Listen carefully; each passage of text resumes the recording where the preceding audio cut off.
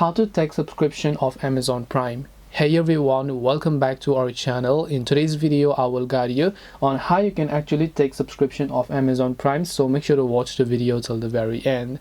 So if you want to actually take the subscription of Amazon Prime, all you have to do is go ahead and then basically open your browser and go to amazon.com/Amazon Prime. I repeat, amazon.com/Amazon Prime. I'll make sure to drop a direct link down in the description below if it is quite confusing for you.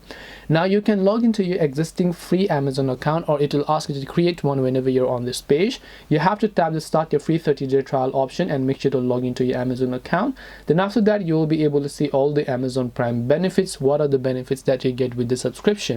Now the next step will require you to simply enter your payment method, which could be your gift card or your credit or debit card or your Venmo account, and once you enter the code you can tap the continue option and then go ahead and then buy Amazon Prime.